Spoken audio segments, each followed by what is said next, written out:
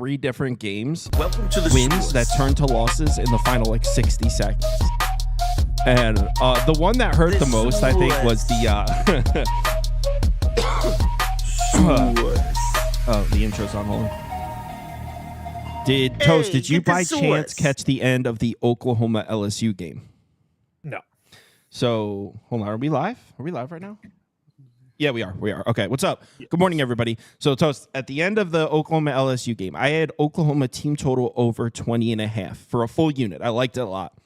Oklahoma had 17 points at half. They did 4 points in the second half. Wow. So, during the second half, Oklahoma's offense is stuttering a little bit in the third quarter. In the fourth quarter, Oklahoma gets the ball, drives all the way down the field, turns it over in the red zone. I was like, shit. So they're still at 17. Last drive of the game, Oklahoma gets the ball, drives all the way down the field. They get down to about the 16-yard line. On a 1st and 10 from the 16, there's about a minute 50, I'd say like a minute 30 left. Plenty of time from the 16. I'm like, oh, I got this. First play, they hand it off. They get stopped. The clock's running. They hand it off again. Guy runs it down to the 4. It's 1st and goal from the 4. They just let the clock run out. And it's like they literally let they let the clock run out. And you know, it wasn't I was pissed about them letting the clock run out because honestly, I don't blame coaches for doing that. Why risk getting your players hurt? They were down 17. Game was over. Why risk getting your players hurt? I get it. What pisses me off is how many times have I been on the other side of that where the coach is calling timeouts to try to score meaninglessly. Like I've been hit on the other side of that so many times. To see Venables just like, yeah. And it wasn't like, oh, they let 11 seconds run off. It was a minute 20.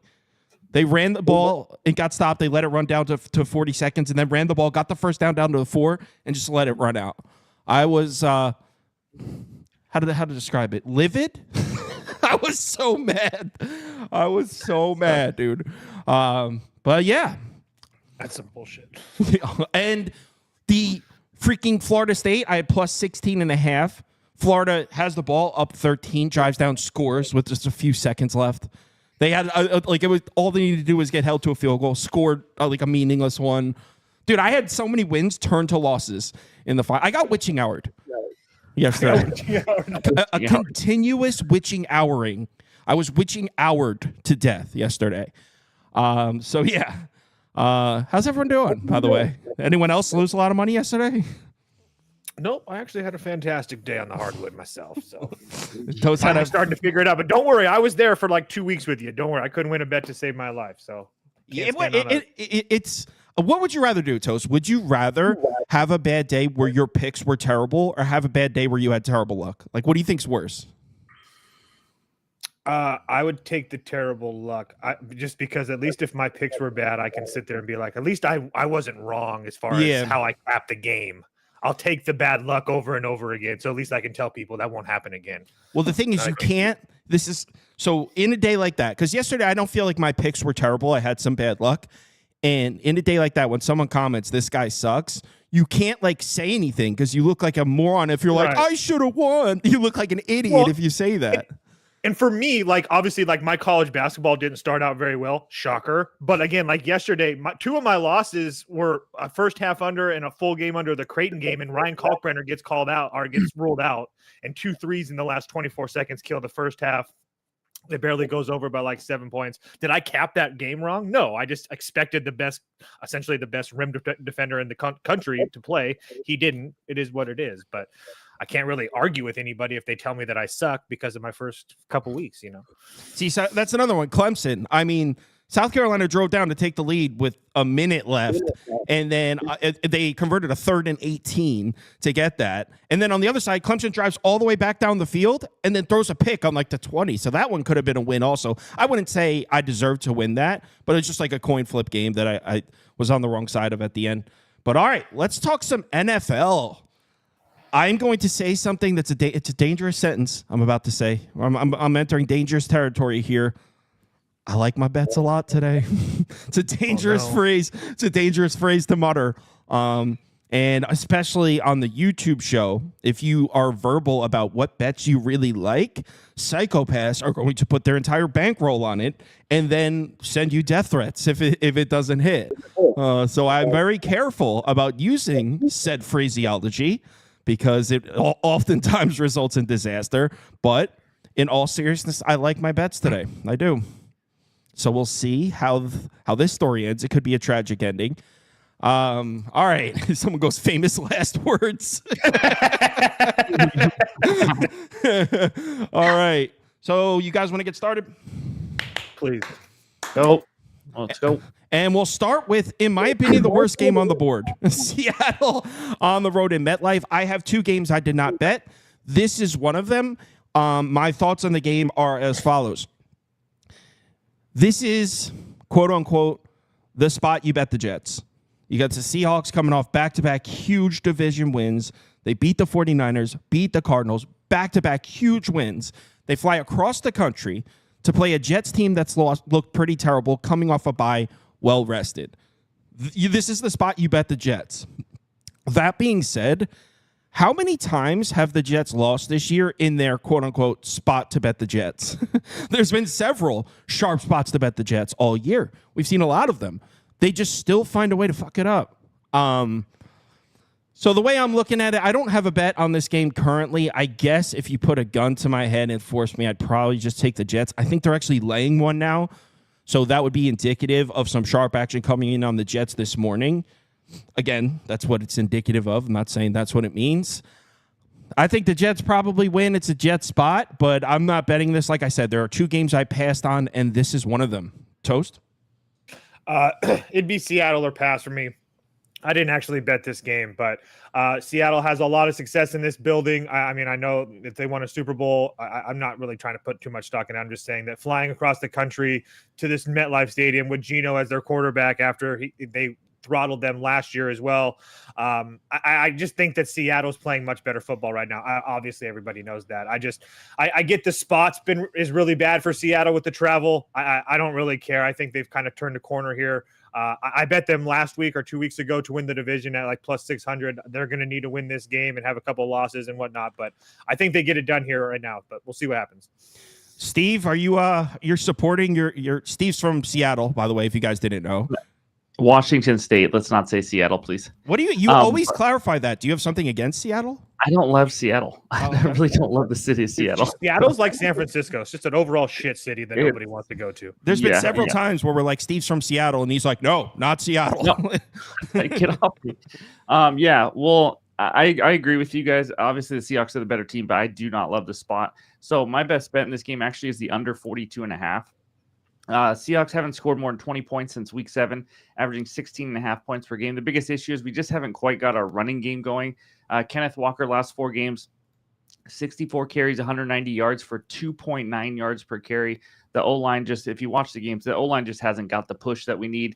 Geno's racked up the yards, but obviously turnovers at key spots have really killed us trying to score touchdowns. He does have 6 interceptions now last 4 games. Usually it's in the red zone. It's the most frustrating times ever.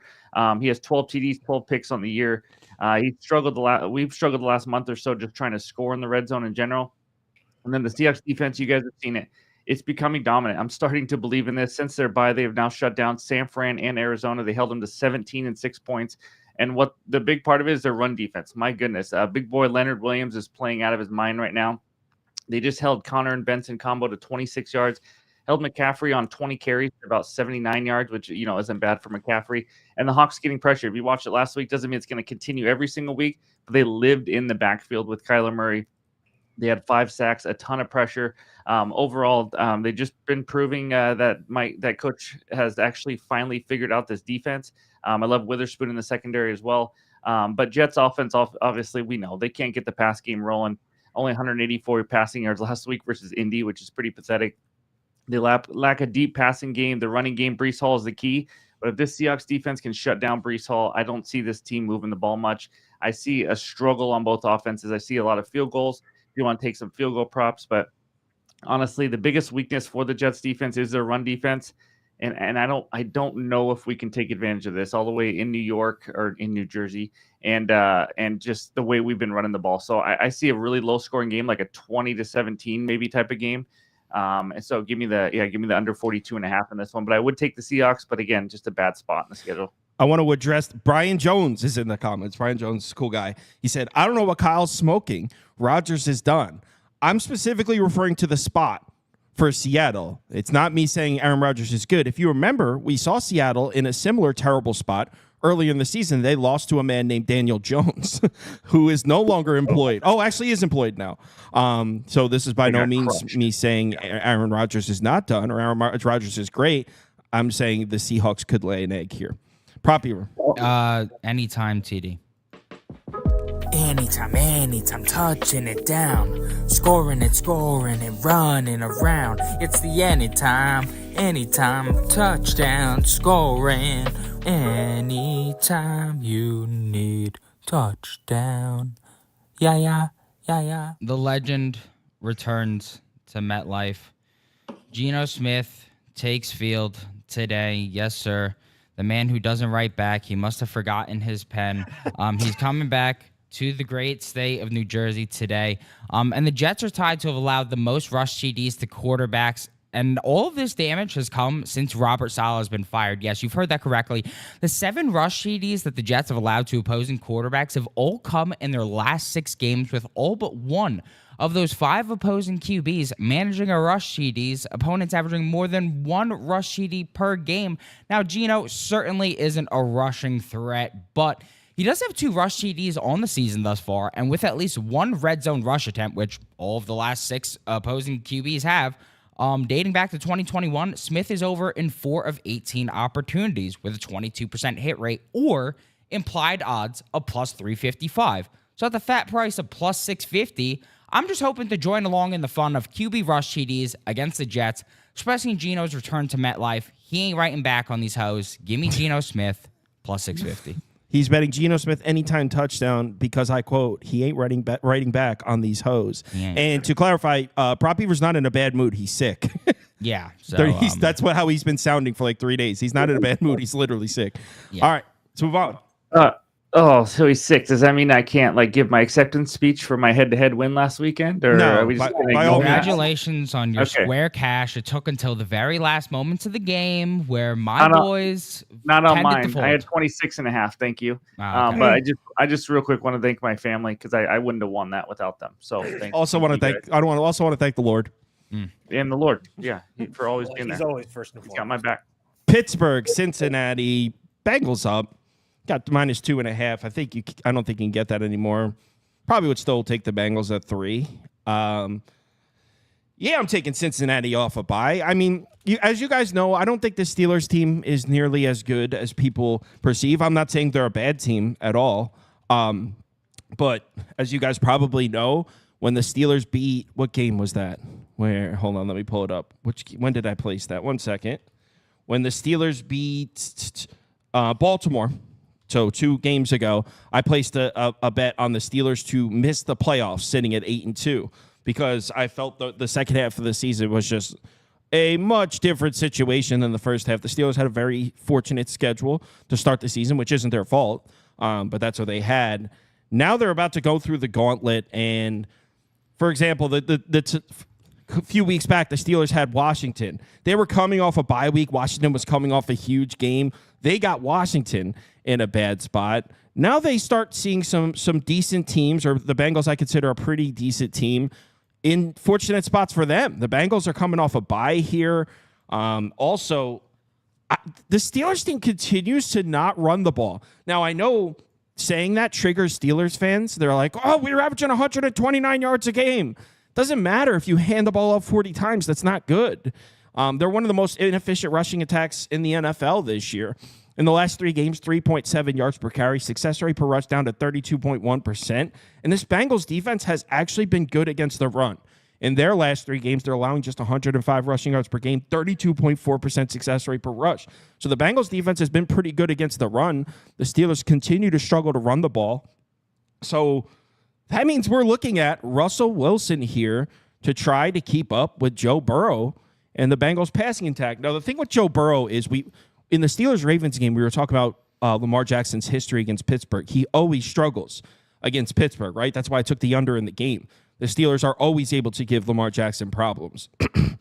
That doesn't really apply to Joe Burrow. Number one, Joe Burrow hasn't seen them.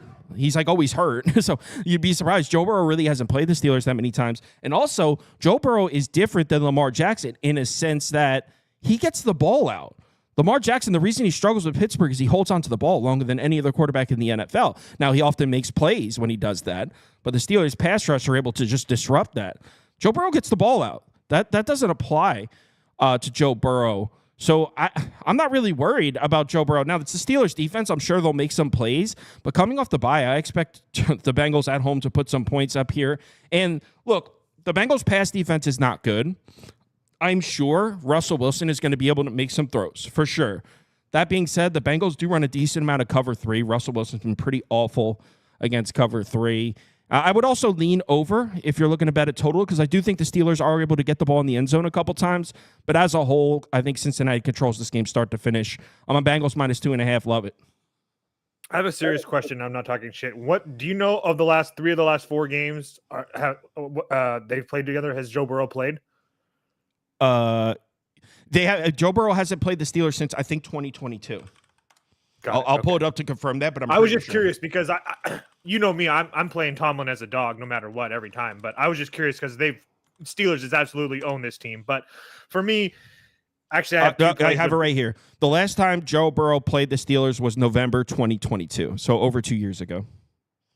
Beaver, if you could just put the big boss under my name, that'd be just fantastic. Because you guys already know as soon as the Steelers play, this is just a easy money winner right here.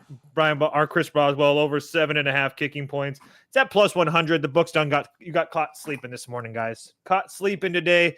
I made this around -130. His field goals over 1.5 is -140. I don't think if you're watching this show, you need me to tell you that he's the best kicker in the NFL, guys. Best kicker in the NFL. Set it and forget it every week. Chris Boswell over 7.5 kicking points. And another prediction I made, which is bold. I said after the Steelers beat the Ravens, so 2 weeks ago, I said the Bengals are stealing the Steelers playoff spot at 10-7, which is extremely bold. I was kind of just talking shit in a group chat, but I do think it's possible. I mean, the Steelers have already played the easy part of their schedule. Now the Bengals get to play the easy part. Yeah, this one's against the Steelers, which is tough, but it's coming off a bye. They got the Cowboys. They got the Titans. They got the Browns at home. So the Bengals might finish the season on a 5-1 run, while the Steelers, I don't know if you guys have glanced at the Steelers schedule. They do have Cleveland at home next week, which is an easy spot. At Philly, at Baltimore, Kansas City, then Bengals again. So the strength of schedule for these two teams moving forward, night and day difference. The Steelers are about to go through it. I like how Toast said he makes this -130. Like he's now setting the prices.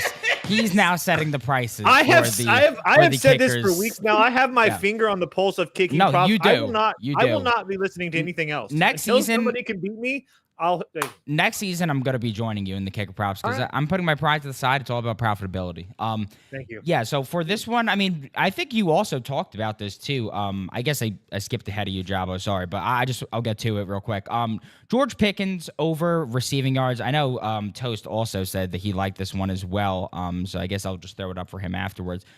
George Pickens, I mean, you guys already know the system. I come on here and I say it every single week. Just keep fading Cam Taylor-Britt. I mean, holy Christ. This dude's absolute ass cheeks. The Bengals continue to let number 1 wide receivers do whatever they want against them. All but one of the last 10 wide receiver ones to face them since week 2 have gone over their receiving yards mark, and 8 of them have managed to eclipse this mark as well. McConkey, 123. Myers, 105. Brown, 84. Tillman, 81. I mean, I could go through it. They're averaging 85 yards, 9 targets, 6 receptions per game. And George Pickens has been on one since Russ has become the starter, going over the mark in all 4 games where snow wasn't a clear factor. In those games, we're talking about 91 yards per game, 8 targets, 5.5 receptions. He's had 4+ receptions in every game with Russ at quarterback. And in Pickens' career, all he needs is receptions because with 4+ receptions, over in 67% of those games, 85 yards per game. We've already seen Pickens go over in his last 2 or 3 against the Bengals, averaging 112 yards per game, and that is despite his ceiling being just 4 receptions in those games, averaging just 3.6 receptions on 5.6 targets. I think we're going to see an uptick in volume here against the worst Bengals secondary to date. Now, I did make this a 1.5 unit play on the site. I would probably bump that down to 1 unit, only because of the fact that the Bengals are coming off of a bye.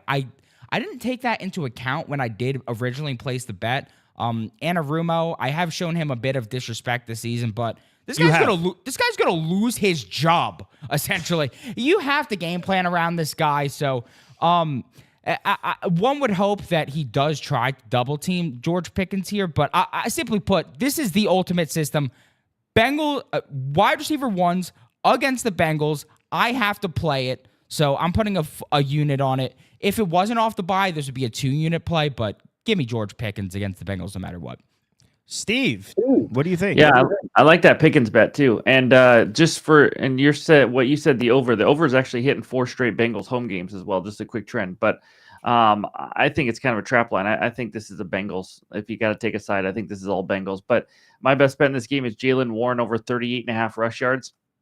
I've learned the hard way when I bet Najee Harris just recently. He's obviously not the better back here.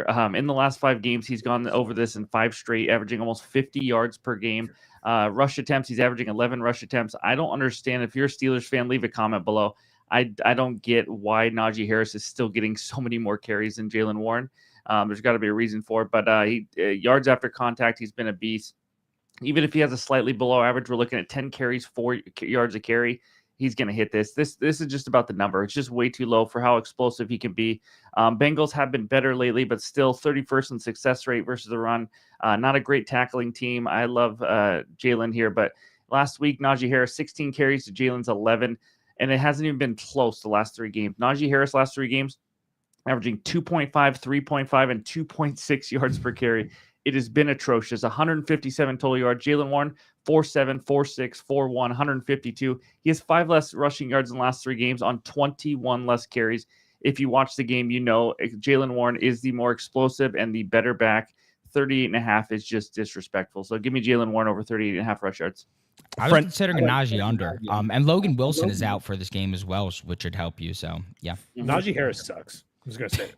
Friend of mine in the comments is a Steelers fan. He's offended by your criticism of Najee Harris. He says you need 2 backs. All right, what's next? Colts, Patriots. This is one of my smaller bets. The only reason I didn't bet it heavier is because I'm a little worried. You hear this team's tanking thing, and like it just keeps ringing in your ears. I get it a little bit, but this is in my opinion, this should be a pick. Patriots plus 2.5. I didn't place it earlier in the week. I think I had said on a live stream, actually. I forget where I said it, but I was like, guys, I got my finger on the trigger here. I'm waiting for a Patriots plus 3. Unfortunately, it just never happened. It sat at 2.5 all week, so I ended up betting it last night at plus 2.5. This one is very simple for me, and if you've watched the show, you know exactly what I'm going to say. The Patriots run man coverage. In fact, the Patriots run the 3rd most man coverage in the NFL. And Anthony Richardson against man coverage is so practical joke bad. He's dead last amongst 39 qualified quarterbacks in completion percentage, dead last amongst 39 qualified quarterbacks in passer rating. For whatever reason, this dude just cannot complete passes against man coverage. So the fact that the Colts are laying points on the road against a defense that runs man coverage, that's a no-no. I do not think Anthony Richardson's going to have a lot of success throwing the ball in this game. Also, look, the one thing you have to give the Colts respect for is when Anthony Richardson is in, I will criticize him as a thrower, but the rushing attack becomes better. In the games where Anthony Richardson plays, the Colts have been able to run the ball pretty efficiently here and there. That being said, they're missing their center, their right guard, their right tackle, and their backup center. I'm going to say that again. The Colts are missing their first 2 centers, their right guard, and their right tackle. Colts offensive line, which is the strength of their offense, by the way, is smoked for this one. So you're gonna lean on the Colts running the ball in this one, missing a chunk of their offensive line. By the way, the Patriots are starting to play some decent defense against the run. In their last In their last 4 games, they're allowing a rushing success rate of 37.3%, 104 rushing yards per game. So this Patriots defensive front is getting a bit healthier themselves, starting to defend the run. So it's not that I like Drake May to go off here, or I actually think the Colts defense is a little undervalued, and maybe the Patriots offense struggles in this game. But straight up, I don't like the matchup for the Colts offense, and I'm getting the home team plus points here. I think it's a good bet. I also don't hate an under. But I also am a little scared about the explosive plays for an under. Neither team being able to consistently move the chains, but like 3 70-yard touchdowns, like one of those. So I'm a little scared about the explosive plays on both sides. But yeah, Patriots for me. I'm going to take the ball from you because I like what you just said about explosive plays. There's a man by the name of Adonai Mitchell.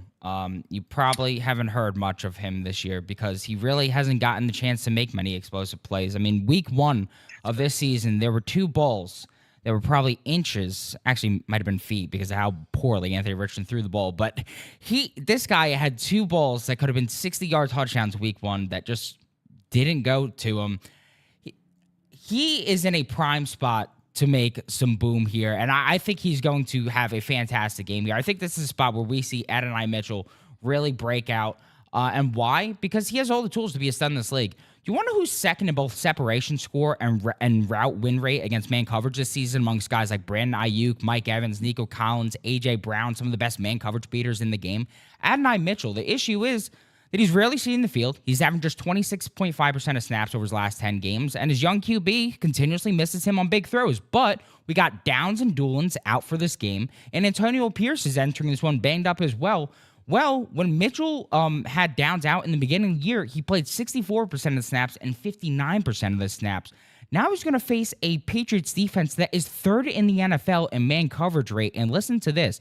Adonai Mitchell against man coverage owns a 56% target per route run. That is unholy. I mean, that is just flat out unheard of. Against man coverage, he is 1st in targets per route run, 1st in first read target share, 1st in first downs per route run, and has a 3.5 yards per route run, 1st on the team. I mean, these are some of the dumbest numbers I've ever heard. And this Patriots defense is flat out dreadful. Not only are they 26th in yards per attempt, 30th in EPA, 31st in DVOA, but specifically they're 25th in deep ball DVOA. Always important when we got Anthony Richardson at quarterback. So I think this is the game where we finally see A.D. Mitchell break out. So I took his regular line at 35.5, and I also took the 50+ at plus 190. I think we see him get a big score today. And then I also took another Colts rookie here, Latu over a quarter sack or a half sack. You get that for better odds. This dude's coming onto the scene right now, back-to-back sacks in consecutive weeks, and sacks tend to come in bunches. He led the Colts in pass down snap share last week and pressure rate last week, ahead of Kwity Paye. And I was going to face the Patriots pass protections that's just absolutely heinous. 32nd in pressure rate, 31st in pass grade. He's going to get looks across from DeMontre Jacobs, who is arguably the worst tackle in the NFL. He's allowed the 3rd most sacks despite sitting 43rd in snaps played. I mean, he's just absolutely pissed. 37.2 pass block grade. So for a half unit, I think it's worth a bet that Latu extends the sack streak to 3. Betting on the young guys here for the Colts. Steve, are you with me on the Patriots? I am. I didn't make it an official bet, but I like the Patriots plus 2.5. I like the Patriots on the money line. Just if you might as well just go on the money line. First of all, Drake May's also played better at home. Colts, I mean, the Colts are up and down. We know that, but I just don't love the spot here for them. I think the Patriots, I think this should be close to a pick 'em, to be honest with you. It's a game that should go down to the wire. As long as the Patriots can just somewhat pass protect. Prop Beaver just talked about it. Their O-line is just atrocious. Got to establish the run game, but again, it's just a lean here. But I think this is too many. If it would have been plus 3, that would have been awesome. But I like the Patriots to win the game possibly. Yeah, and I agree. I would look towards Patriots money line as well. The reason I personally took the plus 2.5 is I expect both offenses to struggle. So I think like 19-17 is very likely, 17-16, 21-20.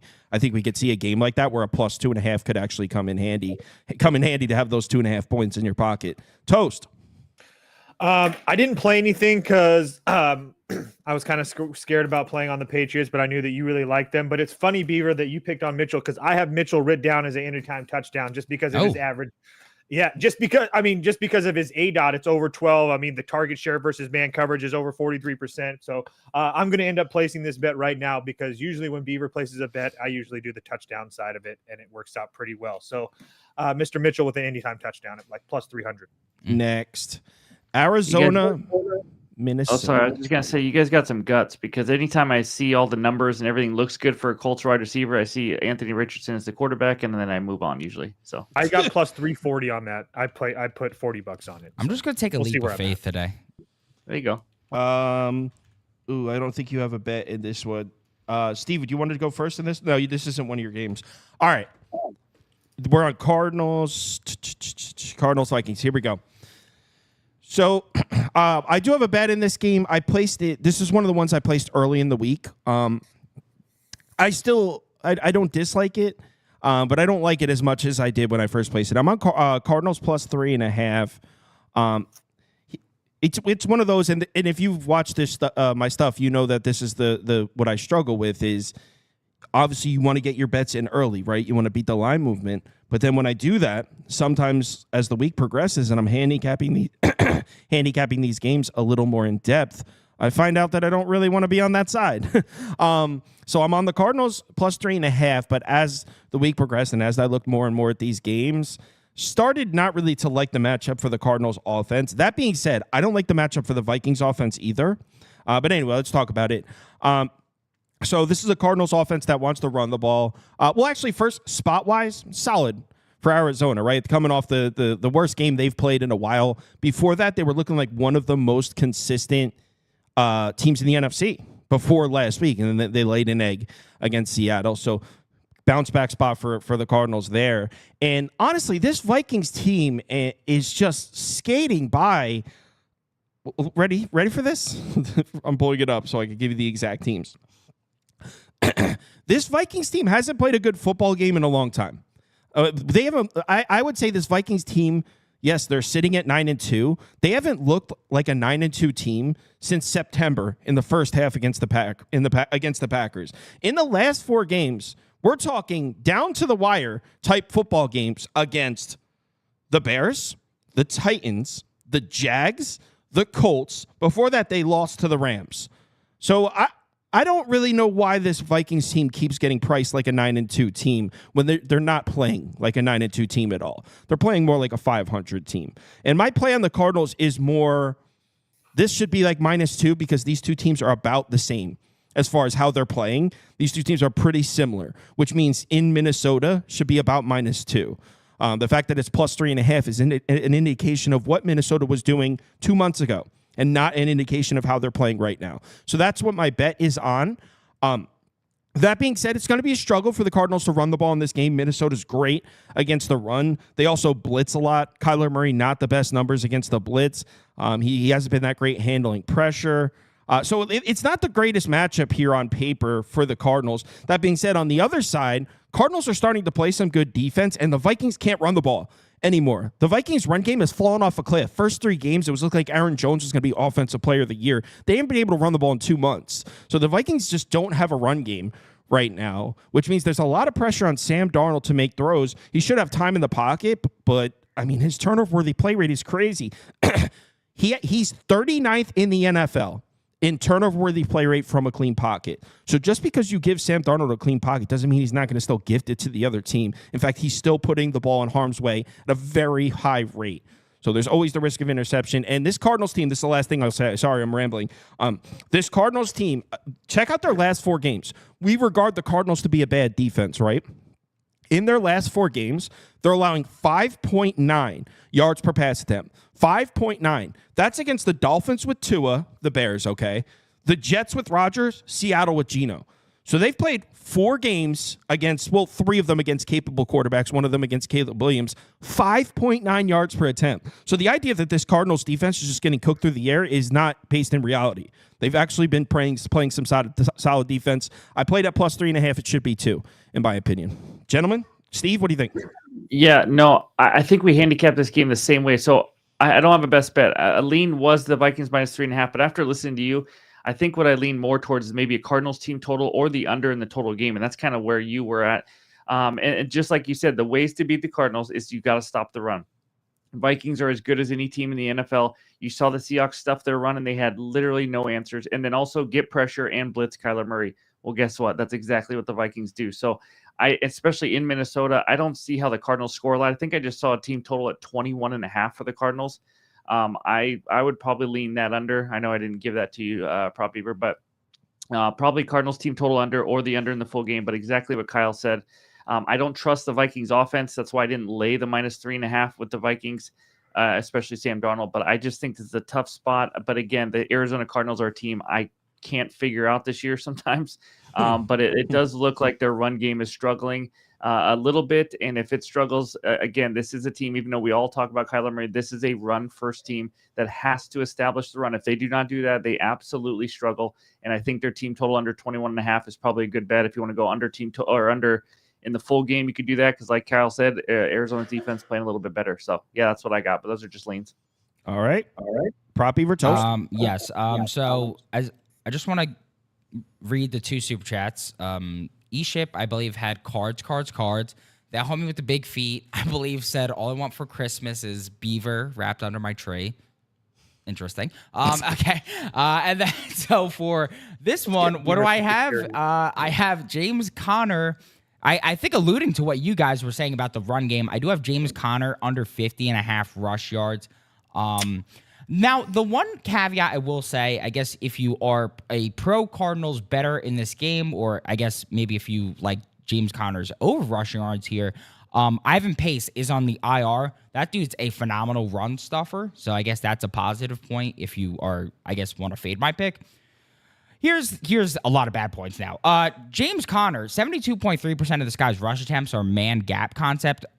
One of the highest rates in the NFL. The Vikings are the single best rush defense against these looks. First in yards per carry, allowed fourth in success rate compared to 18th against zone. And Conner is ice cold right now. I mean, his last 4 games, he's having just 3.52 yards per carry against some truly lackluster competition. I mean, Seattle, the Jets, Bears, Dolphins, these defenses are 14th, 25th, 30th, and 26th in rush DVOA. This is the Vikings we're talking about. Second in yards per carry, first in success rate, first in the EPA, first in DVOA, and look at their last 4 games. They're allowing 59 yards per game, 3 yards per carry, 22 success rate, negative 0.4 EPA. I mean, it has been hell trying to run on these Minnesota Vikings, and we have to take into account not only Connor's lack of success on the ground, but look at the lack of volume these last 2 games. He's having just 9.5 rush attempts per game compared to 16.3 the first 9 contests. And the fact that the Vikings have won all 11 home matchups versus the Cardinals, including sitting 14-5-1 against the spread in their last 20 overall matchups. And we may see James Conner in a negative game script here, reducing his volumes. His rush attempts line is only at 13.5, and with even 15 or less attempts, he's under 5 straight, averaging just 25.4 yards per game, and 19 of 30 games since 2021, averaging just 45 yards per game. So I like the under here with James Conner. Toast. I don't mind that under, Beaver. Did you know that Kyler in his career has been very profitable? Road unders are 12, 24-1 to the under. So obviously a lot of the times when he's on the road, it's the under. But there's another thing that Kyler's really good at, and that's being a dog in his career. When Kyler Murray is a dog, he's been very, very good. He's 30-17-2 ATS in his career compared to just 11-17 as a favorite. On the road, as a road dog, Kyler 19-7-2 ATS. That's the 5th mark of 274 quarterbacks since 2003. Not to mention the fact that Vikings are coming off an overtime loss last week and playing on 8 days or less rest. Those teams 110, 139-3. That's 44% over the last 3 seasons. I played the Cards team total or season win total over as well. So maybe this is just a little bit of a homer bet. But if you're going to give me Kyler on the road as a dog and Sam Darnold as a favorite, I'm going to fade that every single time. So Cardinals plus 3.5 for me. Next. Is there really 4,000 people in here? Wow. I don't know. I got a super chat from eShip saying, what is your favorite college basketball play, Toast? It's because I just posted it in the Discord. You can wait till the end of the show, Shipley, and ask me again with another super chat, and then I'll give them to you. A super chat. That's another super chat. All right, next. I'm going to kill Shipley so hard. Titans, Commanders. Do you have one you really like? You can get 5 seconds to shout it out. No. Okay. Titans, Commanders. Tighten up. Oh, you meant my basketball plays. Yeah, college My bad. basketball. I thought you were talking about Shipley. My bad. I wasn't paying attention. No, they asked I what have, your favorite college basketball play was. Yeah, I have 4 plays. Iona Rice over 133. Oral Roberts, your homies, plus 3.5. North Alabama plus 4.5. Cool. All right. Titans. Let's talk some Titans. I am on the Titans. I have the +6. I actually also bet it at 5.5 a little bit, so I have 2 bets on the Titans. So I did not take the money line, although I do think they could win, but I'm just taking the points. All right. So we have to come to terms with the fact that the Titans are going to be able to run the ball in this game. And I know a lot of people are going to be like, what? The Titans run game? I get it, but Washington's terrible against the run. This is not a good run defense. And to take it a step further, the Titans run the 3rd most gap concept blocking schemes in the NFL. So when the Titans are running the ball, they're using gap concept blocking schemes. Washington, dead last. 32nd in yards per carry allowed against gap concept blocking schemes. So the Titans are going to run the ball in this game. On top of that, are we going to sit here and pretend that Will Levis isn't on a rampage right now? What's going on with Will Levis? In the last 3 games, check this out. Last 3 games, Titans are averaging 9.5 yards per pass attempt, 52.9% success rate per dropback, an average pass rating of 110. The Titans' passing attack has been efficient. They're going to run the ball. The passing attack's been efficient. I like the Titans to score points here. And also to take it even a step further, the Commanders run a lot of underneath coverages, a lot of cover 1, a lot of cover 0, a lot of cover 2. I sorted this out, and this is crazy. In the last 3 weeks, I sorted out cover 1, cover 2, and cover 0. Want to know who the second best quarterback efficiency-wise has been in the NFL in the last 3 weeks against those coverages? Will Levis. It goes Jared Goff first, Will Levis second. Yeah, I know. It's crazy. I sent in the Discord, like, are you guys seeing this? So Will Levis has been piecing it up. Titans are going to run the ball. I like the Titans to score points. Now, on the other side, obviously, we're talking about a high-powered Washington offense. There's a lot of talent. Jaden Daniels is the man. Crazy athlete. I get it. That being said, I mentioned gap concept blocking schemes for the Titans. Washington also runs a ton of gap concept blocking schemes. The difference is Tennessee's a top 5 defense against those. Washington's the worst defense in the NFL against gap concept blocking schemes. The Titans are top 5. So I don't know if Washington's going to be able to run the ball in this game. And yes, the Titans secondary is battered, and that's been their problem, is the secondary's been, I mean, none of the 3 guys they added in free agency are playing. Diggs, Snead, Cheeto, they're all out. That being said, we're seeing Jaden Daniels' production through the air start to fall off a cliff here. In the last 3 games, an average pass rating of 78.3. This number shouldn't be 6. This number is based on the football we were seeing 2 months ago. It's not based on the football we've seen in the last 3 games. Yes, that's a bit of a small sample size, but I think the Titans are alive here. I think this is a field goal game. Give me the 6. Love it. My lean is the Titans +6 too. I have a best bet. He just completely set me up for it. Tony freaking Pollard over 63.5 rush yards, -110 on BetMGM. This Commanders defense has been great versus the pass. It's surprising to me, honestly, with how good they've been against the pass. They have been atrocious versus the run. 7th most rush yards per attempt, 4.8. 4th most rush yards per game. But here's the last 5 opponents. Rico Dowdle, 86 yards. Saquon, 146. Najee Warren combo, 119. Tyrone Tracy, 66. And DeAndre Swift for 136 yards. He doesn't have a game over 100 all year. They get gashed on the ground. Pollard taking over the backfield. Obviously, Spears was out last week, but he is the number 2 running back. Spears is, at least. Pollard last week, 24 carries for 119 rush yards. He has gone over this now in 4 of the last 5 games when he faces a bottom 10 rush defense. 16-plus carries in 6 of his last 8 games. One of those misses where he went under was because against Minnesota. Nobody runs the ball there. His rush attempts line is at 15.5. Quietly having a good last couple months, 4.5 yards per carry. And like Kyle mentioned, with Levis playing better, what people don't realize is how much it helps the run game. When he can pass the ball and they move the ball through the air, the run game opens up. You cannot just focus on that. So I just think this line is too low. I think Pollard has a huge game here. Give me Pollard over 63.5. Prop Beaver, one last ride. Let me talk about how last week went. So I went into last week like, oh, maybe I'll just take the points with the Titans. I think they could win the game straight up. Maybe I'll sprinkle on the money line. No, they always fuck you over. Why not play the rush yards? The Texans allow a ton of rush yards to QBs. Okay, we'll do that. He's been running a lot of RPOs lately. Starts off the game 2 rushes for 8 yards. He finishes the game with 8 rushes for 10 yards. Will Levis is the biggest bane of my existence. He's a complete and utter scumbag, and I fucking hate him.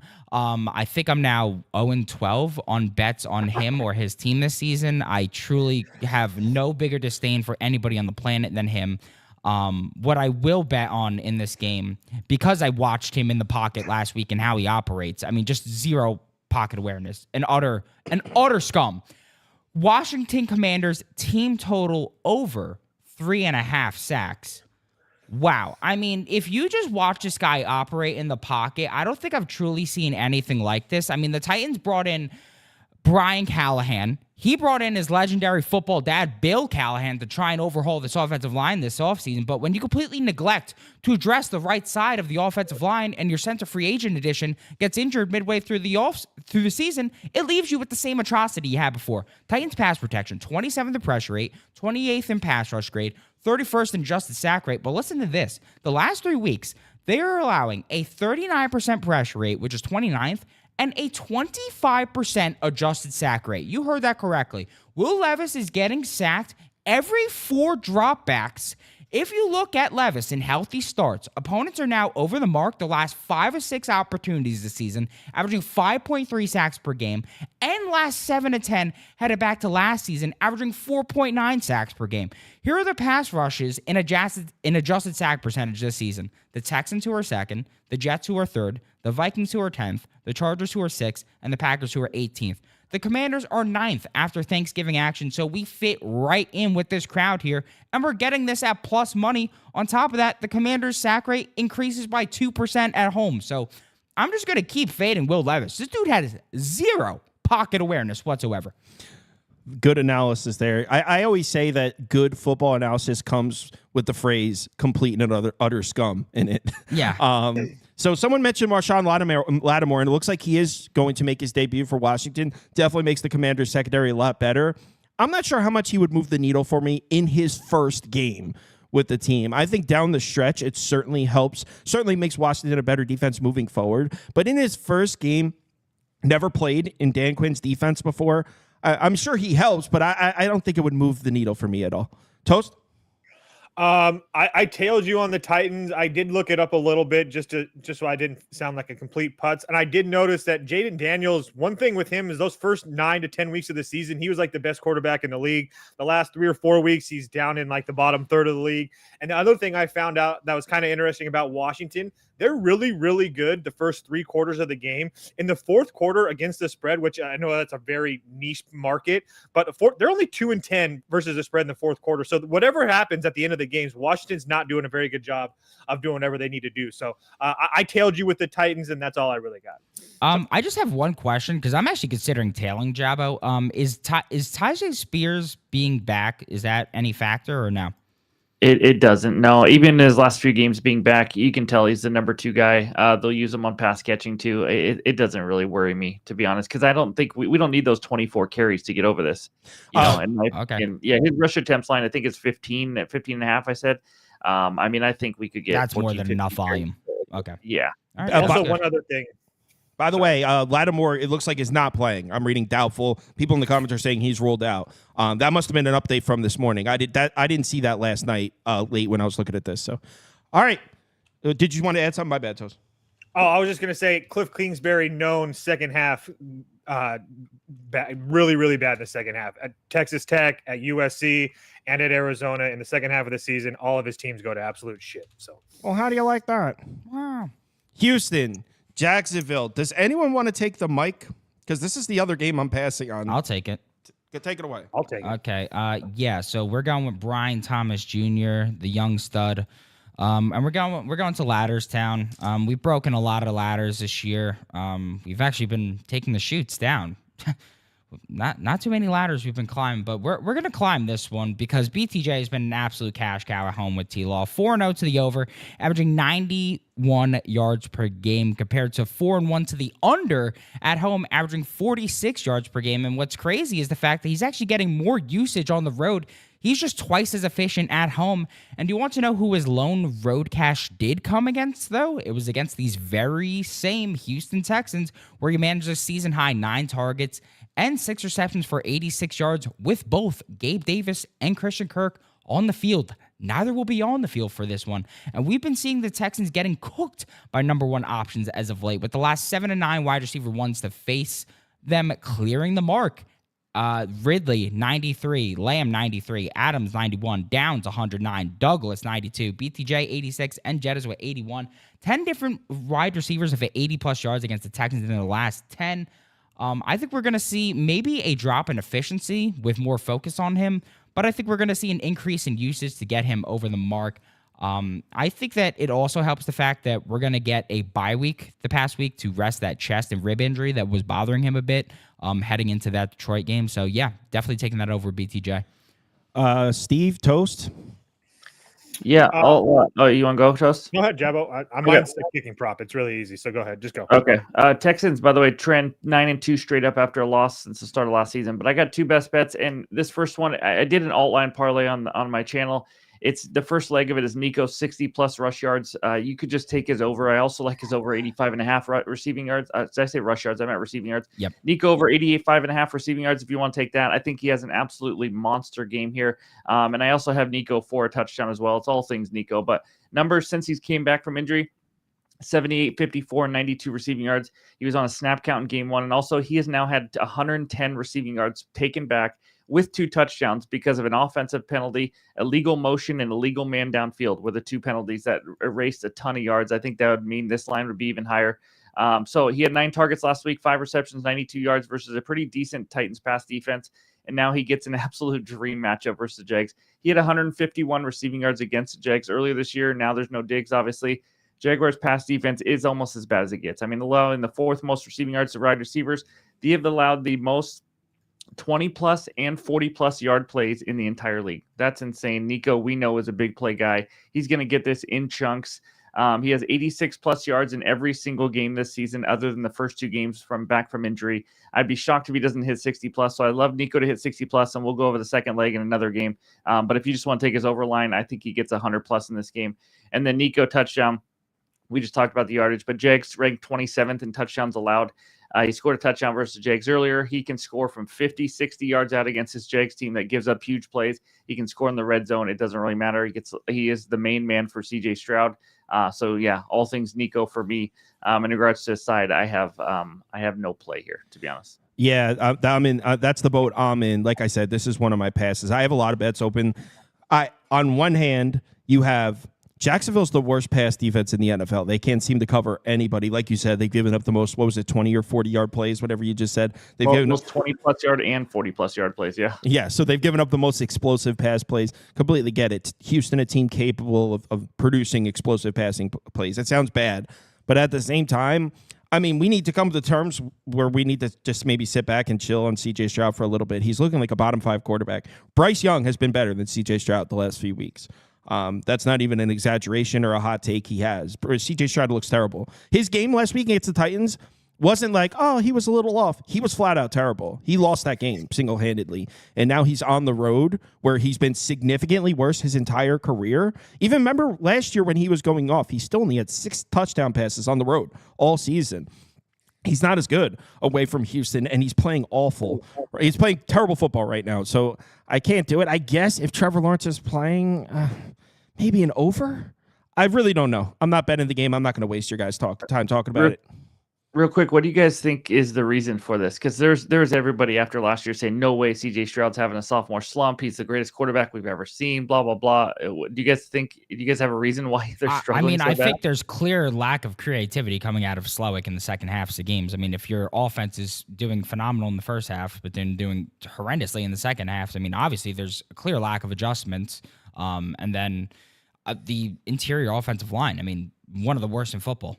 Yeah, that definitely doesn't help. That being said, the 2 picks last week from C.J. Stroud, the one was like, he gave the game away. Yeah, I mean, also, I think you also have to blame Stroud a bit. I mean, there's been a clear terms of regression in how he handles pressure. I mean, this dude last year decided, I'm not taking sacks. I think it was one of his first games he took sacks. I think he had like 7 sacks or something like that. And then after that, he was one of the lowest sacked quarterbacks in the league. I mean, this dude just did not get sacked. This year, he's taking sacks at an ungodly rate. So it's just, I don't know. Let's move on. Oh, Toast. We're not going to be moving on. We're going to take and give a couple minutes to Kaimi Fairbairn, who's another just set it and forget it. Easy money, over 7.5 kicking points. He's hit this in 7 of his last 8 games. Again, guys, it's just set it and forget it. The only thing that throws me off, he's not at home and he's on the road in Jacksonville, but it's a nice, clear 61-degree day in Jacksonville today. The field goals are like a -150, -160. Just take the 7.5 kicking points and call it a day.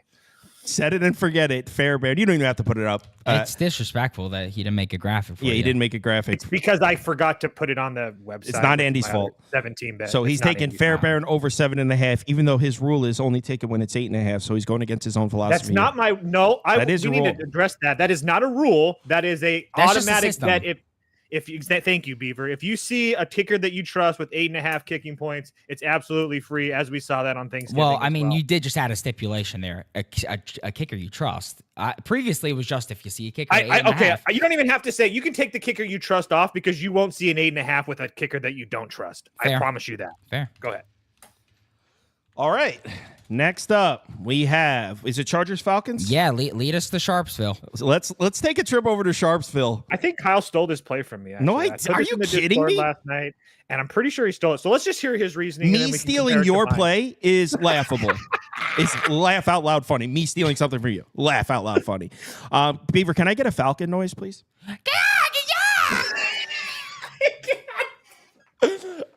I wasn't expecting that.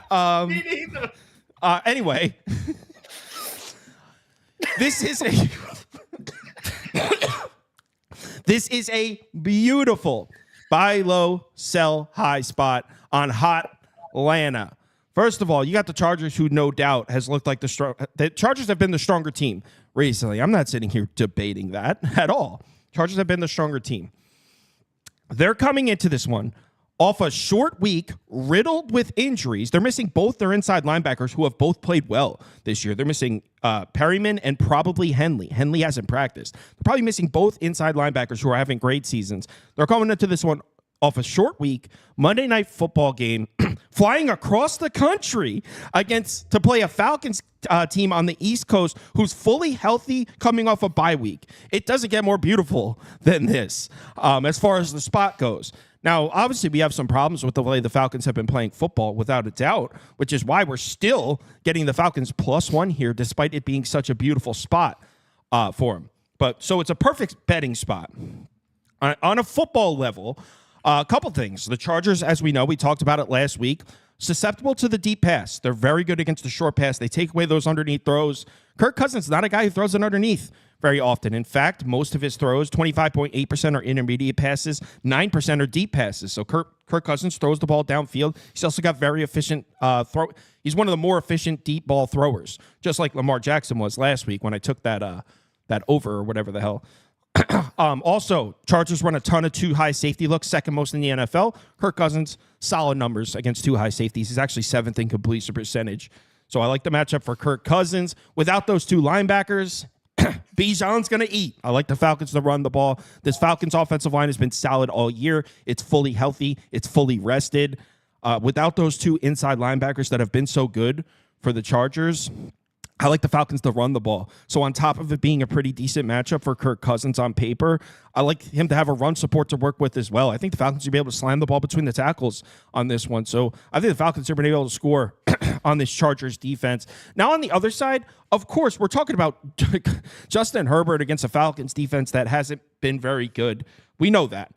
No, I'm not going to sit here and be like, Falcons defense is going to shut Herbert down. I'm not saying some crazy shit like that. But I will say, this Chargers run game is not a unit I trust. First of all, there's no J.K. Dobbins. He's out for this game. But on top of there being no J.K. Dobbins, in their last 9 games, the Chargers are averaging 3.9 yards per carry, 101 rushing yards per game, 30.5% success rate per rush. This has not been a consistent rushing attack. The Chargers haven't been able to run the ball since the very beginning of the season. The Chargers' offense recently has been powered by Justin Herbert in the passing attack. He's been very good. Well, as far as the matchup for Justin Herbert goes, he's going to have clean pockets to throw from because the Falcons don't have the best pass rush, even though, considering the spot, the Falcons' pass rush completely rested. The Chargers' offensive line played multiple games, then traveled on a short week, so I wouldn't even be surprised if the Falcons can pressure him. But that's an advantage for the Chargers. What does Justin Herbert love to do? He's one of the best, if not the best, deep ball thrower in the NFL. He throws more deep passes than any other team in the league. If you look at the Falcons' defense, they're strong against the deep pass. They suck against the short passes. So that Justin Herbert doesn't really throw short passes. So it's not even a perfect matchup for Justin Herbert either. Birds up. Wow. There's a chance that what you said, we can kind of still both win, but I have a team total here. Chargers team total over 23.5 is my best bet. I love getting under that key number of 24, but let's just talk about this real quick. Atlanta's defense, like Kyle said, they're terrible. Bottom 12 versus the run versus the pass. Just give up 400 yards to Denver, almost 400 to the Saints. This team, when he said they don't get pressure, that was an absolute understatement. They are incapable of getting pressure. They have had 1 or less sacks even in 9 of the last 10. The unreal stat is they have 10 sacks on the entire season. They have 10 more sacks than I do. It's crazy. Next closest is 17 for the Panthers. Third lowest QB pressure rate. Herbert should have all day. Falcons just gave up, over 300 passing yards to Bo Nix. Derek Carr had his, I think, best game of the season versus team. Chargers offense, yes, what Kyle said is right. The Falcons, what they like to do is just let you complete short passes. They like to play too high safety, let you complete short. And what I'm hoping for is Harbaugh, being a good coach that he is, because they're not going to run the ball, I am hoping it's going to be an extension of the run, and they're going to use the short passing game. Will they do it? I don't know. But when you look into this game, I can't imagine his game plan is we just got to beat them deep.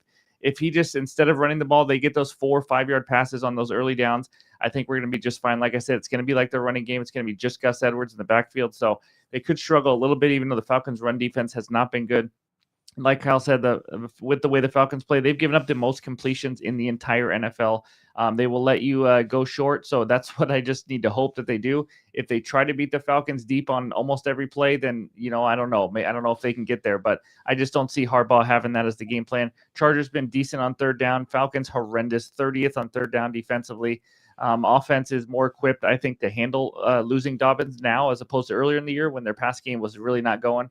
I also like Ladd McConkey to just get a ton of receptions underneath as well.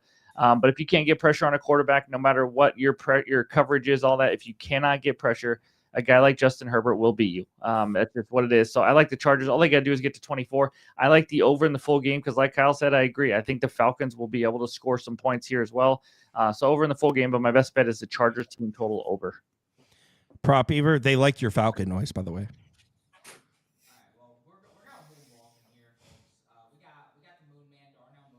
Moonwalking. He's on mute, I think. Yeah, I was gonna say.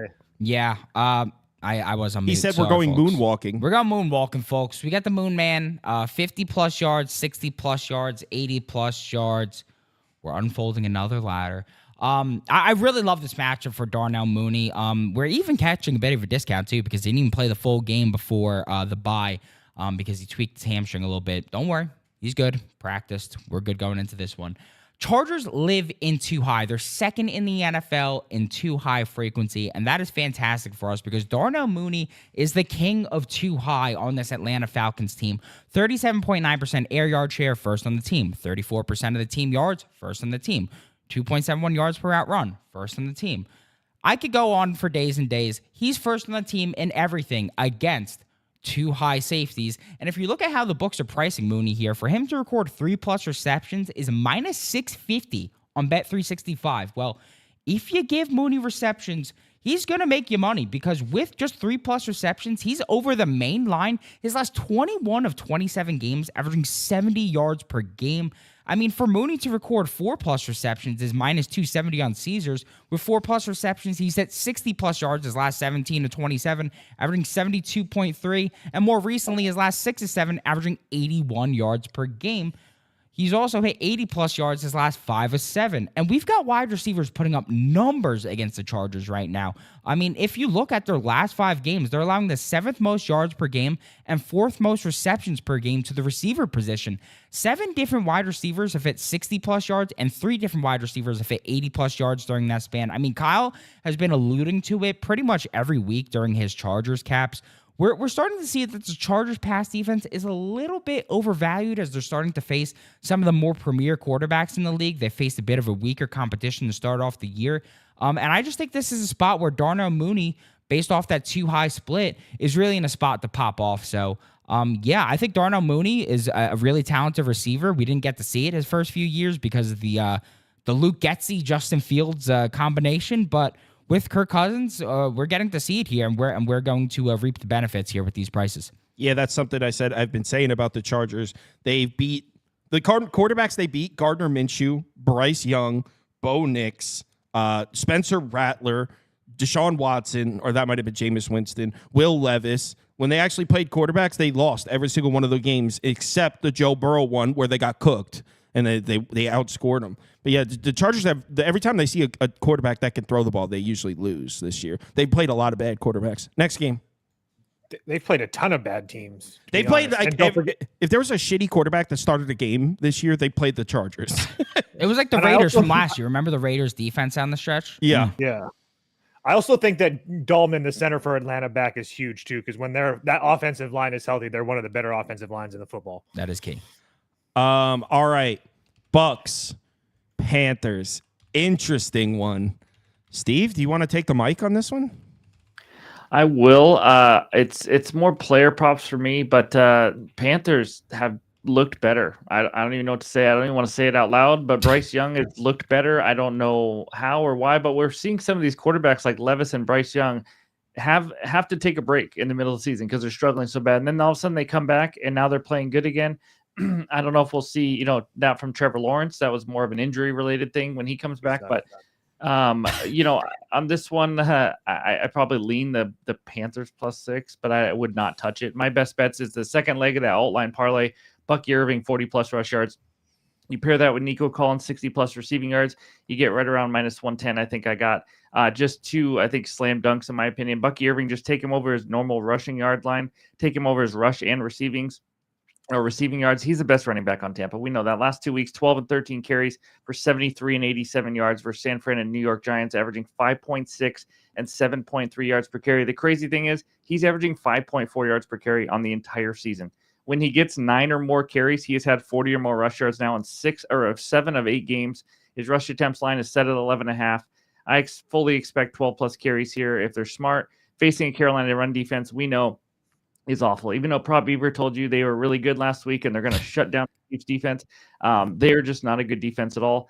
Panthers give up the most rush yards to running backs in the entire NFL. If he somehow only gets 10 carries, let's just say he gets 10 carries, just to get the 40+ on this outline, we just need 4 yards a carry. Yes, I did that math in my head.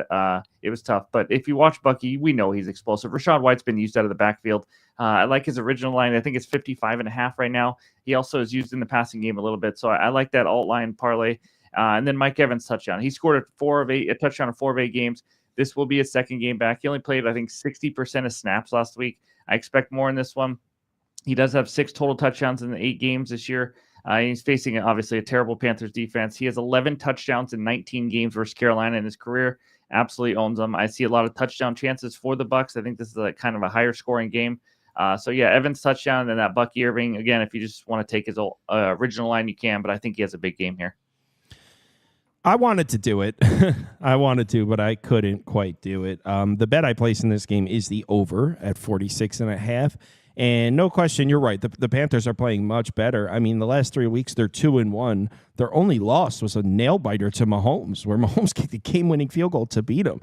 So in the last 3 games, this Panthers team has looked pretty good. Unfortunately, like Steve talked about, I can't back them to stop the run here. And honestly, if Baker wants to throw the ball, he could probably do that as well. The Panthers have been a little better defending the pass recently, so maybe the pass defense is coming around. In their last 3 games, they're only allowing 6.6 yards per attempt. So the pass defense seems to be coming around a little bit for Carolina, but this team still cannot stop the run at all. So Tampa's going to be able to move the ball pretty fluently just by handing it off to Bucky Irving. So I like what you said about that. Carolina runs, I believe, more cover 3 than any other team in the NFL, and Baker's got solid numbers against cover 3. So the Bucs can probably throw the ball if they want to as well. So as much as I'd like to take the +6.5 with the Panthers team that's playing better, I can't trust them to make stops. But the Panthers offense is doing the thing, man. The offensive line is one of the best in the NFL. They're healthier than they've been all year. They're still missing Corbett at center, but other than that, everyone's back for the Panthers. They're generating push in the run game. They're giving Bryce Young time to throw. Bryce Young's making much smarter decisions. This Bucs defense hasn't been anything I respect this entire year. So 46.5, I like that to get up and over. This is not one of my bigger bets of the day, but I did bet this over 46.5. Yeah, so I have 3 plays in this game. I guess I'll start with the shorter one. I guess to Taking a piss. get that out of, yeah. Good time to take a piss, Kyle. Yeah, so I guess first one, Kate on over 42.5 receiving yards. Guys coming off back-to-back unders, one without Evans, one with him. Both against brutal match between 49ers and Giants. 2 top 3 defenses against tight ends. They allow the second and third fewest yards per game to the position. And this is a polar opposite matchup for him against his Panthers defense that's been getting schmurdered by opposing tight ends this season. They've allowed the second most yards per game, third most yards per reception, 31st in DVOA, and most importantly, they've allowed now the last 8 tight ends to face him to go over the receiving yards mark. What did I mention last week when we regretfully backed the Panthers defense against Mahomes? Well, they live at a cover 3. If we filter out the first 2 weeks where Otten was a no-show in the offense, since week 3, Otten is first in every single category against cover 3. And for Otten to record 4+ receptions here is minus 230 on Caesars. With 4+ receptions, he's over his last 10 of 11 games, averaging 64.5 yards per game. So I really, really like Otten to bounce back in this spot. I think this is the perfect spot for him. And then the other ones that I really like in this game, I had to do it. I was thinking about backing Carolina on the 6.5, but quite frankly, I'm just not backing that dog shit defense again. I'm simply not going to put myself through that hell. I mean, I know Mahomes is Mahomes, but if you look at the numbers, Mahomes is one of the worst quarterbacks in the NFL against cover 3 this season. He did whatever he wanted to that Panthers defense last week, so not doing that again. Who I am going to back in this one is the speech-giving himself, Mr. Bryce Young. Yeah, Bryce Young, I think the dude's starting to find himself. The confidence is evidently starting to be there. I mean, he looked the most, I guess, fluid. The offense has looked, I guess, honestly, in his NFL career last week, I thought he looked poised. The pressure wasn't really getting to him, despite facing one of the best pass rushes he's seen in his NFL career. And speaking of pressure, what I really like about this matchup is the fact that the Buccaneers' pass defense is not a good one. The only aspect that really is the strength of this pass defense is the fact that they blitz and they create pressure. Well, Bryce Young is better in almost every single category when he's blitzed and when he's pressured. He's a diamond. He's just better when he's heated up. I don't know what the hell to say about it. When he's under the pressure is when he performs his best. So I think this is a matchup where we could really see him shine. And the Buccaneers' pass defense has just been a wagon to fade. I mean, they've allowed the last 9 to 10 QBs they faced over their pass yards mark, including the likes of Spencer Rattler and Tommy DeVito. They're allowing 282 yards per game. And before the rat bastard that is Tommy DeVito, 6 straight QBs had cashed their pass TDs over against Tampa, averaging 3.2. The only specimen to not reach 2+ against them was Spencer Rattler. If you look at Young's completions line, it's between 19.5 and 20, with 20+ completions. He's over his last 6 to 8 games, averaging 232 yards per game. Like the Blazers, with their great speech given by Chauncey Billups, I expect Bryce Young to start covering some lines after his great speech given post-game after the KC loss. He changed his voice. He started cursing. It's time for him to bring some fire to the field, goddammit. That was poetic. Toast. I have Bucky Irving over 57.5 rush yards. So just continuing to take advantage of that bad Panthers defense, not to mention the fact that Bucky Irving probably should be taking over for this Tampa Bay backfield, especially over the last couple weeks where he's really killed it. He's also hit over this number in like 70% of the games that he's played this year. So over 54.5 or 57.5, whatever it is now. Next it's not Caleb. game. It's not the guy you have a graphic for. It's Bucky. Oh, I forgot the kicking prop too. McLaughlin kicking prop as well. My bad. Okay. I'm sorry. Sorry. What a This guy's just fucking excited. I got plays going in the website too. I'm doing that. McLaughlin over 7.5 kicking points. He's one of the best kickers in the league. It's another set and forget it guy. It's really not that. Set it and forget it. Next. Yeah, they just keep on hitting. I'm sorry. He apologizes. Rams. Saints. Shootout loading. Over. Favorite total of the day. I don't put totals as my top bets, not because they're not as valuable, just because they're not as fun. that's like, let's be real, they're not as fun, and that's a terrible thing to say. We should prioritize the winning bets, but when I put a total as a top bet, people are like, fuck that. Like, It's true though. It is true. Like, you don't got a side you like. like, and people get mad. That being said, if I did put totals in my favorite bet list that I post on the website, this one would be in there. Like this one. I got it at 49, and I don't understand where the stops are coming from on either side of the ball here. So we'll start with the Rams offense. So we're going to see Kyren Williams have himself a day here. The Saints have the second worst run defense in the NFL. The worst run defense in the NFL is the team we just got done talking about, the Panthers. Saints are a close second. They can't stop the run for shit. They're 31st in adjusted line yards, 32nd in run defense grade, 27th in yards before contact. It's a very, very bad defensive front when it comes to stopping the run. We haven't seen the Rams in many situations where they're definitely going to have run support for Stafford. This is one of them. Kyren Williams should be able to do it. Oh, by the way, the Rams last couple of games have been running the ball a bit. So finally, we're seeing that healthy offensive line finally pay out for this Rams team. We're seeing the offensive line finally generate some push. So the Rams should be able to get their 4.85 yards per carry in this one, which obviously opens up a lot for Matt Stafford as well. Another thing I like about Matt Stafford, the Saints defense is 31st in time to pressure. So when it comes to the time it takes the pass rush to generate pressure on the quarterback, they are second to slowest. This pass rush is not very good. We know the situation with Matt Stafford is very simple. Give him time to throw. He's a top 5 quarterback in the NFL. Put pressure on him. He's a bottom 5 quarterback in the NFL. He's been terrible under pressure this year. Saints are going to struggle to generate pressure in this game. So I'm liking the matchup for Stafford, liking the matchup for Kyren Williams. Rams should be scoring points in this one in the Dome. But the reason I can't do the Rams -2.5 here is when you flip it over to the other side, the Saints offense is starting to look like the week 1 and 2 Saints offense. Is there an update on McCoy, Prop Beaver? He did not practice all week, which is not great. Yeah, I would like McCoy out there at center. But regardless, I already placed this. Hopefully he plays at center. But the Saints, the last 2 games, I mean, we're talking about 9.9 yards per pass attempt, an average pass rating of 119.5. And what I particularly like about this matchup, not just that Derek Carr had back-to-back good games and the Kamara went nuts and the Saints run game went nuts last game. It's not that. What I like is the matchup. What has been the strength of this Rams defense this entire year? The pass rush. Those young edge rushers for the Rams have really been getting home. They seem to be improving as the season progresses. It's turned into a pretty good pass rush here for the Rams. The reason I like that is Derek Carr is like the anti-pass rush. He's not an elite quarterback by any stretch, but there is one thing Derek Carr does at an elite level, and that's neutralize a pass rush because he gets rid of the ball so goddamn fast. He's towards the top of the league in time, or the bottom of the league, I should say, in time to throw every single year. He gets rid of the ball so quickly this year, and I mean the numbers reflect it too.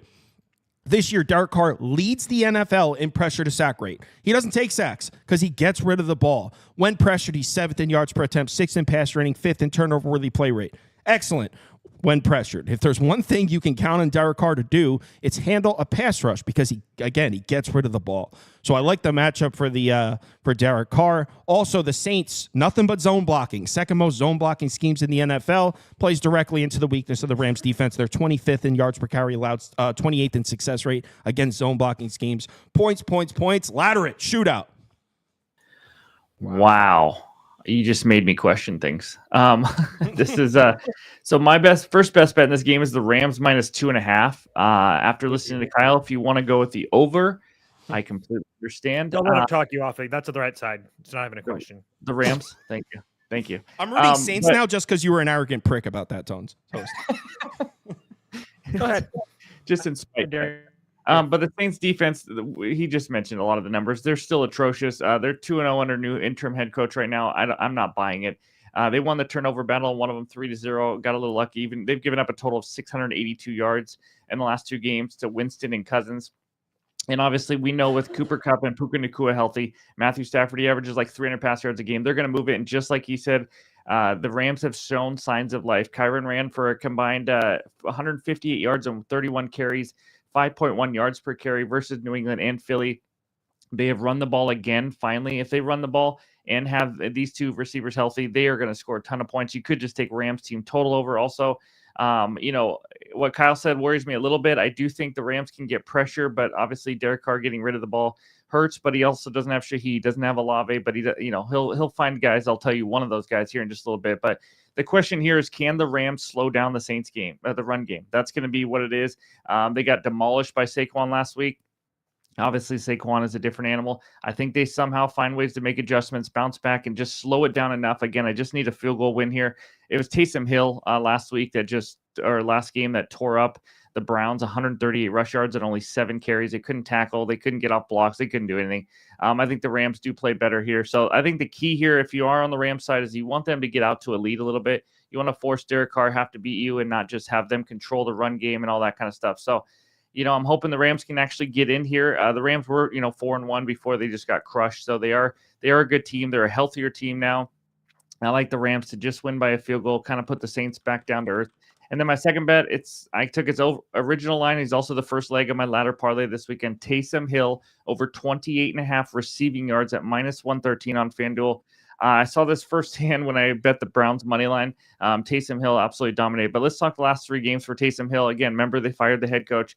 8 receptions for 50 yards on 10 targets last week. 10 targets, and I have a 28.5 yard line. 2 receptions on 36 yards on 2 targets, but he also had an 88-yard touchdown brought back by a penalty. 4 receptions for 41 yards. He is blowing this out of the water over in 3 straight. 67 yards after the catch in the last 3 games. After Dennis Allen got fired, if you listen to the coaching staff, a quote from Darren Rizzi, the coach: "We want to continue using Hill in this offense. The more he has been on the field, the better he has been." This line is not indicative of what his role is on this team right now. Again, no Shaheed, no Olave. He is the guy in the passing game that can really help out. I expect 7, 8, 9, 10 targets in this one, and I just need 29 receiving yards. And then my ladder for him is just put him 40-plus receiving yards. You can do it on its own, but he's also the first leg of my ladder parlay. I'll tell you the second leg on that one in a second, but it's just 11 extra yards. He has 41 or more receiving yards, 2 of the last 3, like I just mentioned. Just a great matchup, a big play guy. He's a tight end, but he lines up everywhere. The Rams do struggle against tight ends, but I just love him to have a big game here, and then I think the Rams get a 3-point win. Someone in the comments, Kyle Theobald, said Rams run a lot of single high safety looks, and Taysom targets per route run is elite against single high safety looks, and that makes sense because a couple people in the Discord are on Taysom Hill over receptions, and I was making fun of them this morning. Wait, all right. Very good. Very good. I like this. I actually wanted to talk about this because I saw that Jabba was on this, and I wanted to kind of gauge with him about this. I love taking tight ends against the Rams. I mean, it has been a cash cow all year. Goddard screwed me last week, but I think that was more so because Barkley was just doing whatever the hell he wanted. They didn't need to pass the ball. But I wanted to see your thoughts on Taysom Hill because they still have Juwan Johnson. They still have Foster Moreau. I mean, you seem pretty confident, though, in his role. The 88-yard touchdown that was called back, that was a receiving touchdown in the game before last game? It was a pass out. It was like a screen pass. All right. Yeah. I mean, that's the thing is the deal is I don't care about other tight ends who are playing because this guy will play other positions. This guy lines up at the backfield. He'll catch screen passes. This guy does it all. He's not a typical tight end where I would be a little bit more worried about it. But again, like I said, he is like one of the main passing targets now. There's really nothing else. So that I've seen them use him. When you watch his last game, you see him use him in just so many different ways. He's all over the field. Yeah. And that's why I love him. And for it to be 28.5 just seems crazy. I'm gonna tell you on this one too. I'm telling Mr. Jab on 2 bets today. I already told the Pollard one, and I'm telling this one as well. So what could go wrong, right? Yeah, better watch your back.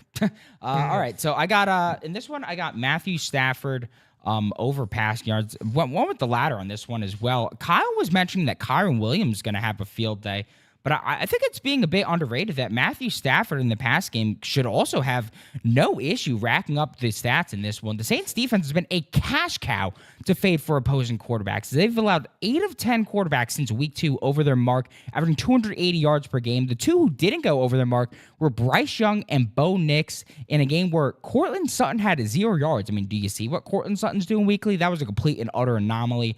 In steps in Matthew Stafford, who on the season is just 6-5 to the over overall, averaging 243 yards per game. But now look at games where Puka Nacua is active. In those games, he's 5-1 to the over, averaging 287 yards per game. And he's over his last 10 to 12 overall with Puka, averaging 297 yards per game. If you look specifically on the road, He's 9-1 in these spots, averaging 304 yards per game. The last 4 or 5 QBs to visit New Orleans have all hit 300-plus passing yards, and all but one of the 8 QBs who have gone over their line overall since Week 2 versus New Orleans have hit the 275-plus mark. So let's skip the VIG at 260.5 or -110 and just take the +136 at FanDuel. The icing on the cake for me is the fact that Saints run too high at the 7th highest rate in the league. Stafford is ranked much more favorably against too high, setting top 10 in pass rate and completion percentage and big-time throw percentage compared to 23rd or lower in the same categories against one high. I just think that with the Saints' rush defense starting to come together after a bit of a heinous stretch, and the books projecting a very high-scoring competitive game here, I like the value for Stafford to hit 300+. Toast. I love the Rams here. I played them on the money line at the beginning of the week. I'd still lay 2.5 if you want to, but I just think this is a complete and utter joke of a lie. I mean, honestly, you're getting the Saints off of 2 games that they won with their what do you call it, interim head coach or what have you, and now they're facing a bye team, and now they're facing a Rams team that's finally getting healthy with Nakua and Kupp back, not to mention the defense is looking better over the last 6 weeks. I just think this is a buy low spot on the Rams and a sell high spot on the Saints that have looked really good for 2 weeks, and then they had a bye week, and now they got to get back up for this. Not to mention Sean McVay off of a loss is very good. A lot of trends as far as like the Saints winning as a big or as a dog and winning big. There's a lot of trends fading them that way as well. But I just think that the Rams are a better team, and getting them under 3 is too easy to pass up. Got some hard hitting analysis here. He says, comment says, I live in Cleveland. I'm sick of everything and pissed. Ohio State, the Browns, I'm sick of it. I'm betting the Steelers. I'm putting my wife's check on them. I told her I'm helping a friend. I'm a scum degenerate. Next game, man. At least he's getting the Steelers as a dog. That's always good. I like the Bengals, man. He's about to lose his wife's check. Next, right. Eagles, Ravens. Oh, man. Honey, if you're watching, I would never do that. Krabs asked, what about a Rams team total over? What is the team total over at for the Rams? 49.5, 2.5 point favorites. It's going to be 25.5. 26 maybe. Do you have any objections with that? I mean, I would lean more Saints team total over, but yeah, that's fine. I would like the over. So yeah, we all like the Rams to score, and I like the over. So by proxy, we all like. That reminds me about the white check thing at Thanksgiving. My cousin showed up for this is quick. I'm not gonna. It's a 30 second. My cousin showed up. He shows up and I'm already there, and he goes, I forget who he said. He was like, did so and so score yet? It was a touchdown. And I was like, no, he hasn't. And I was like, he's like, oh, I need it. I got a $1,500 parlay if like these two guys score, whatever. I forget what the hell he even said. He places those touchdown score parlays. So like 3 hours later, his wife shows up, gets off work, and his wife shows up, and one of the guys he has said scored. I can't remember who it was. And I was like, yo, Paul, like he scored for your parlay. And she was like, I thought you said you were done betting. And I was like, like it was so funny. And I was like, oh, yeah, he's probably talking about fantasy football. Like, all right, anyway, Eagles, Ravens. Anyone want to take the mic and go first on this one? Yes, because I do the same play every single week. Well, against the Ravens. So A.J. Brown over 88.5 receiving yards. I don't care how square it is. You target number 1 receivers against this Baltimore defense. I'll go over it one more time. Rashid Weiss, 7 for 103. Devontae Adams, 9 for 110. CeeDee Lamb, 4 for 67. Jamar Chase, 10 for 193. Godwin, 7 for 65. Tillman, 7 for 99. Sutton, 7 for 122. Chase, 11 for 264. Pickens, 8 for 89. McConkey had 6 for 83. I think that A.J. Brown fits the bill here. A.J. Brown over 88.5 receiving yards. This is a system play for me. Steve, anything for this one? Yeah, I like it. I'm going to give my lean, and then we'll see what Kyle thinks about it because I'm curious. But my lean, before I get to the best bet, is the under 51. I just seems like just too many points. These two defenses are playing better. The Eagles have been playing lights out. Let's just face it for the last couple months. Ravens pass defense, watch out because they're actually playing better. They really are. They're starting to figure it out a little bit. I see just a defensive run battle. 51 is a lot of points. I mean, I see like a 24-21 type of game, 23-20. So just a lean. But my best bet is Saquon Barkley over 16.5 receiving yards. This line is flat out too low. I also almost picked or bet Saquon under rush yards, but instead I'm going to go over his receiving yards. He's facing his stiffest test on the ground yet. Obviously, Ravens number 1 run defense in the NFL. but they continue to struggle covering running backs out of the backfield. The Ravens defense giving up the 4th most receiving yards to running backs out of the backfield, giving up an average of 8.67 yards per completion to running backs. I need like 2 catches. I mean, he could get it done 2 easily. Running backs versus Baltimore lately, J.K. Dobbins in 1/2 went over this. Najee Harris, 30 receiving yards. Chase Brown, 52. Javonte Williams, 42. Rashad White, 71. In the same game, Bucky Irving, 54. Yes, 125 receiving yards given up to 2 running backs. 6 of the last 7 teams have had at least 1 running back get over this line. And like I said, Saquon should struggle on the ground. So what I expect them to do is try to get him the ball more on screen passes and different things like that to get him the ball, to get him in the open field, because it's not going to be easy to get in the open field against this Ravens run defense. So that's where I see them attacking. Again, Barkley, he's been used more out of the backfield as well over this line in 3 of the last 4 games, and it's not even been close. 40, 52, and 47 yards on 4, 3, and 4 targets. Obviously, he's explosive. He can get this on 1 play as well. So I love him to get over 16.5, and then he's the second leg of my ladder parlay.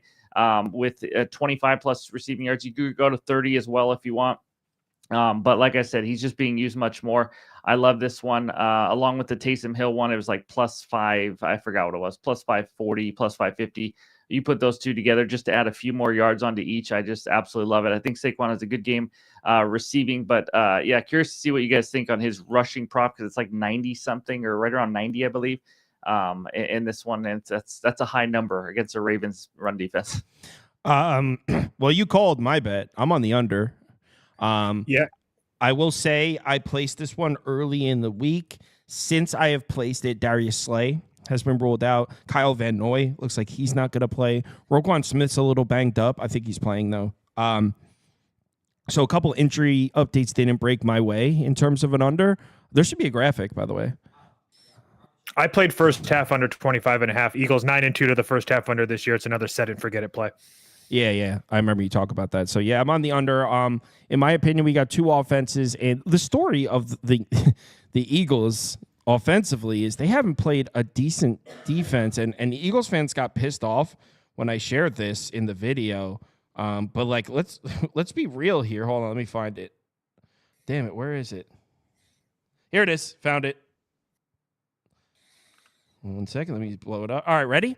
I'm going to read off the ranking of the defense that the Eagles have played. I'm running through it real quick. These are the defenses the Eagles have played this year, their DVOA rating. 23rd, 27th, 28th, 32nd, 26th, 25th, 21st. We've now gone back 7 weeks. They haven't seen a single defense ranked higher than 21st. The last time they've played a defense in the top 20 was the Bucs in week 4 at 17th. The Bucs defense isn't even good. Before that, the Saints at 22nd. Falcons 24th, Packers in the opener at 14th. The Eagles have played 2 games all season against a defense ranked in the top 20, not top 5, not in top 10. They've played 2 games all year against a top 20 defense.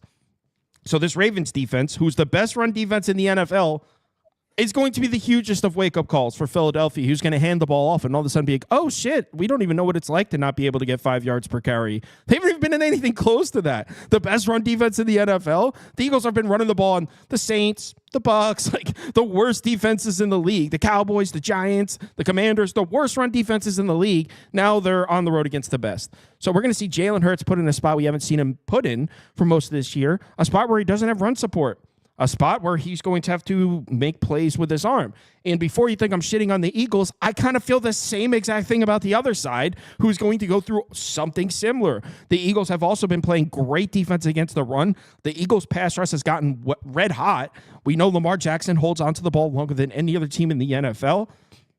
I think we're going to see Baltimore's offense struggle as well. 51's a lot of points, and it's based on the star power on these 2 offenses. I think defense runs this game. I think both defenses show out here. So I'm on the under at 51. I definitely don't like it as much now. When I placed this, I thought this was going to close at like 49.5. I thought I would have some nice value. Because of the injuries, maybe. It really hasn't. I think it's at 50.5 now. So it didn't really, the market didn't play out how I expected it to. But I still like my bet. I still think I'm in a good position here. So it's not one of my favorite bets of the day, but I did bet the under here. I don't really have anything for this game. I was kind of leaning Derrick Henry over rush yards, but I mean, if you're Fangio, I don't know how you just don't stack the box and force those wide receivers to beat you. I mean, Zay Flowers extremely talented, but elsewise, I mean, I don't know. I think you have the edge on the outside, so I'm just gonna pass here. Yeah, see, Ravens defense is horrible. Have you not been watching the last month? This defense looks good as hell. I think what makes capping both these defenses tough is their coverage tendencies. I mean, both of them are pretty much all over the place, not really top 10 in anything. So, yeah, just going to move on. But I like Jabo's play. I was just going to say, not to take away from Kyle's under, they're also, both of these teams are the two highest scoring second half offenses in football. Eagles rank number one at 16.8 points per second half, and the Ravens are at 15.8 points per second half as well.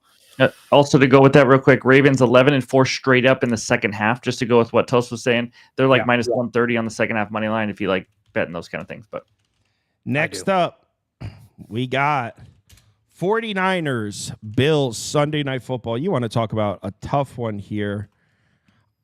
I don't have a bet on this game. I'm down to place a bet right now on this stream. I'm all ears. Actually, let's see what I'll tell the community. Let's see what the community votes. But Steve or anyone want to go first? Yeah, I'll go first. I like this one. Over 2.5 feet of snow is going to go with. The precipitation seems like it's What's your line down. on that? It's minus 120. It's a little juicy, right. but you take it. You know what I mean? Yeah, I would ladder it up, honestly. But honestly, I only got a touchdown prop. The weather here, I mean, is it McCaffrey? No, it's not. It's James Cook anytime touchdown. Actually, just a quick touchdown bet. I'm surprised. I got this at minus 110. I don't understand the line. He's scored 11 touchdowns this year, 3 in the last 2 weeks. 49ers allowed 16 rushing touchdowns, which is 30th in the league. Cold, bad weather game. You figure they're going to run the ball more. I expect the ground game to be leaned on quite a bit here. This is just, I mean, this guy's a touchdown machine this year, minus 110. You just got to jump on it. But because of the weather, I didn't want to have have money and bets all over this game. And then all of a sudden I'm watching it. It's just blankets of snow. And so I'm not touching it other than that touchdown. Prop Beaver? This one's really tough for me. I think if I had to give a lean, it would be Brock Purdy to throw an interception, a minus 120. See, the problem for me is I actually love the matchup for Purdy. I think all the splits are working in his favor. He's better against zone. He's better against too high. He's on the road here. But the one split that's working not in his favor, and I think it's perhaps the most important of all, is the fact that Trent Williams is out. This dude operated like a bottom 3 quarterback in games where Trent Williams was either hurt or played less than 50% of snaps last year. In those games, 3 to 9 TD to interception ratio. But in games where Trent Williams was fully healthy last year, he played like a top 3 one, 28 to 2 touchdown to interception ratio. And then on top of that, it looks like the Bills' rush defense is collapsing in on itself like it was earlier in the season. But so does the 49ers rush offense. I mean, Christian McCaffrey doesn't even look like he's elevating the 49ers run game. So while I was heavily leaning the 49ers plus 6, I feel like the line's that big for a reason. So I'm just going to stay put and watch from the sidelines. I mean, I don't know. Purdy's thrown less interceptions on the road thus far. We know the Williams splits. The last 8 to 10 QBs to face Buffalo has thrown an interception. If I was getting this at like minus 110, maybe I get to the window. But if you need a bet on this game, Purdy throw a pick, minus 120. I don't need a bet on this game. I just watch. Those numbers are insane without Trent Williams. Holy cow. Really bad. It's bad.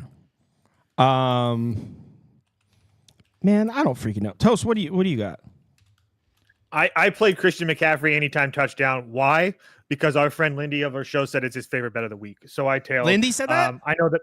Yeah, Lindy said that. Yeah. I'm betting McCaffrey not to score a touchdown. I feel like that's because the plus EV calculator probably goes ballistico on that shit, right? I mean, I think that's part of it because he was talking about how it's usually around could be minus around 300, and now you're getting at a minus 125. Baltimore ranks in the bottom half of the league of touchdowns allowed to running backs. I don't know, but I trust Lindy. And I'd like to see Sauce lose if he fades in on it. So, I'm not going to fade Lindy. I'm not going to. I know. No, we ain't fading. I was talking shit to him yesterday, though. Did you see on Twitter? I was making fun of his golf game. Yes, I thought when you said the guy that writes or plays in 87 and writes a 92 or whatever, that was hilarious. Yeah. I was hoping somebody appreciated that joke. So, guys, full disclosure. I'm just going to do some gambling here. I said I was going to tail the chat, but I don't like your guys' pick. 49ers plus 6.5. I decided I don't like you guys. This is not me saying you're on the wrong side on the Bills. This is me doing some gambling, taking 6.5. I don't think the weather's going to be as bad as you guys just alluded to, though. It doesn't look that bad on weather.com. From what I'm seeing, our boy Kevin Rolfe at Roto Grinders, he's saying that like all this shit is like being overblown, and that when that game actually starts, it's actually not going to be that snowy, and that like it's going to be pretty much all off the field. And if anything, the snow that is on the field is going to be kind of light and almost like help the offenses in a weird way. I don't know. We've seen stuff like this before where they'll like overhype the shit out of the precipitation on the field, make it seem like it's going to be this like monsoon with like in terms of like the rain, or like it's going to be this like big blizzard snow game. And then you see the field and you're like, what the hell? There's like no snow on the field. So I don't know. I would just be wary in terms of that. And NFLweather.com is what I use too. And they said it's going to be cold, but the snow showers are like, eh. And we're getting the 49ers plus 6.5 here. There's something, obviously the 49ers have not looked great, and the injuries specifically to the left side of that offensive line are definitely concerning. But 6.5 point underdogs, this is not a spot you see San Francisco in. This is, in my opinion, this opens things up a little bit. This allows Kyle Shanahan to coach the game a little bit differently. When you're a favorite, it's kind of like you're expected to win. You have to maybe minimize the risks you're able to take because you don't want to screw it up. This is a game you should win. When you're plus 6.5 with all these injuries, Kyle Shanahan might be able to coach this game with a little more flexibility, take a little more shots because he can justify it. Like, yo, we had to do something. We weren't going to win this game just going in there running our shit. Running our shit. That's a phrase I've used before because the 49ers basically always putting this in a situation where they have to, quote unquote, run their shit. They're 6-point favorites. They have to run their shit and they're going to win. But now maybe Kyle Shanahan can get a little tricky here and dive a little deeper into the playbook because if they run their shit, they probably lose this game. So I think it does, again, just doing a little gambling here, but I think it does make sense a little bit. So I'm on the 49ers. I think Kyle Shanahan has some tricks up his sleeve for this one. I didn't bet this yet, but I probably will just because it's Sunday Night Football and we'll all be watching in the Discord and I don't want to be the only one that doesn't have action on it. So it's the worst. It sucks when everyone's on a game. Like everyone was like gambling on the BYU game last night late and I was like, I want to have fun. Like, what do you guys... So anyway, real quick, do you guys put in the handicap that Josh Allen just got engaged just like this week? Just Seinfeld's daughter, right? Seinfeld's daughter? No, it's to an actress. I forgot her name. No, her name is Haley Steinfeld. Thank you. All right, I'll try. Whatever. That's my pop Seinfeld's daughter. Jesus hit the community parlay song. Like I care, Prop Beaver. Run the song. Community parlay, the parlay we bet, yeah. Community parlay is for the community. We community, making a parlay. Yeah. All right, so do you want me to do the community parlay? You do the underdog? All right, cool. Alrighty. That's the map. All right, so our 4 underdog legs are the 4 guys that I took to Laddertown today. So these are the base legs. These are our pillars. We got Darnell Mooney, higher than 51.5 receiving yards. BTJ, higher than 59.5 receiving yards. Lord Stafford, higher than 268.5 receiving yards. And Adonai Mitchell, breakout star, higher than 35.5 receiving yards. Those 4 picks will be on underdog. If you don't like one of the picks and would like to replace them, or you want to add a 5th leg, really get frisky, you can do so if you're a new customer. Brock Purdy over a half total yard. I know it looks like it's going to be a snowy. I think he'd get the yard there. Also on underdog, I think it's still, no, feast week ended, so no feast week there. If you are not an underdog customer and would like to become one, you can become one in one of the yellow states. Just sign up with the promo code BET, BET, 3EE letters. You know the vibes. All right. Anyway, Seahawks money line, first leg of the community parlay. It already lost. Andy went like 1-2 yesterday in college basketball, and he texted me and he goes, "I overfeasted." That text makes me want to assault him. Also, I'm glad you mentioned him. Andy actually won his underdog yesterday. Yeah. So Andy won his prop pick'em for college football. Yes. The A-Dog won his first underdog of the season. So congratulations to our little Andy. Yeah, he won his pick'em. Show him some love. He goes, "I overfeasted." Gosh. Like It's actually put a tarp. You know that's exactly what he would say too. All right. Second leg, it's Seahawks money line. It's Bucs money line. That's the community parlay so far. Let's see what the third leg is. We got Rams money line. We got Ravens money line. And we got Bills money line. All right. Cast your votes on this one. Toast, where's Juan Soto going? Grimace. Red Sox look like they're... Yeah, the Red Sox are full of let's get our fan base excited just to let them down. All right, it's Bills money line, and then let's do a poll with the 3 second place finishers, which is Texans. I think the real question now is where does Roki go, considering that the Dodgers got Blake Snell. I'm very confident that he's not going to go to the Dodgers. It's just now does he go to Seattle, San Diego, or Anaheim? So, all right, the Mariners won't. Cast your votes. Cast your votes. Final leg of the community parlay. They've got that Asian Japanese market going for them, though. So that's a positive. Worked out for Shohei. That's not going to happen. Someone said, once again, Kyle choosing the underdogs for no solid reason other than getting clout. And odds are he isn't putting any of his personal money on the games. I actually share every single one of my slips in the Discord. So you can see every single bet I placed for the last year and a half or so. So good call, though. That was a dope comment. Eat a schmita. GVPO. Eat a schmita. Odds are he's not placing any of his personal money. Yo, some of these people are so angry. I know. But you know the best part is that when he was typing, he's like, I got him. I think, honestly, Kyle, we've been looking for like a real sponsor. Gotcha. I think we need to really look out for our viewers. I'm gonna contact BetterHelp. We need to get some of these people some fucking help, man. Yeah. Cast your votes. Cast your votes. Man, I've had people super pissed off at me on like an NBA bet because they went under their points and I had their over the points, not even having any clue they left with an injury 5 minutes in. Like, that means nothing to them. Well, stop looking at box scores. Like, come on. Well, you should have put that into your handicap. Yeah. It happens a lot in college football because a lot of people following don't know college football. They don't follow it. So, like, the one that rings out was when South Alabama beat App State. It was like 41-7. And App State was 7-point favorites, and like people are like, "Oh, what a bad pick!" And they don't know college football, so they don't know like how ridiculous that was. That just happened. Like how it would be like if the Raiders beat the Ravens 30-7, and people would be like, "I can't believe you didn't think that was going to happen." Like because they don't know college football. In the NFL, they wouldn't say anything because they know it was crazy, but they don't know how wild it was. That just happened. So they're like, just some people are very angry out there. That happened to me yesterday in college basketball. Shout out Wags. He had the other side. He's been on a roll too. But I had Toledo -7.5. They closed at -9, -9.5.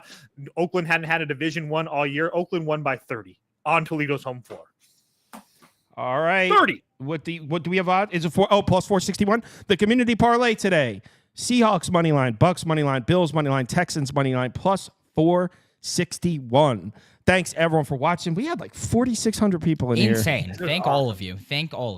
Really appreciate you all watching. Hopefully, we have a winning day. But that's the beauty of this show is people aren't viewing it to like tail picks. They just are want to hear some information, see what we're on, gamble with us, gamble against us. Obviously, there's the morons that, but for the most part, everyone's just here to have some fun. So I appreciate everyone watching. Be back tomorrow, 4 p.m. Eastern time. Toast, what's the college basketball schedule like? Do we have shit tomorrow? We can definitely get a couple games. I assumed it with NFL you wouldn't want to do it, but yeah, we can definitely get a couple games on there for a midnight stream if you'd like. Yeah, let's do a midnight stream. I'll be here working all day, so I'm down to do a midnight stream tonight for college basketball. I'll text Andy, see if he wants to get in on it. Everybody, have a good one. Bet responsible.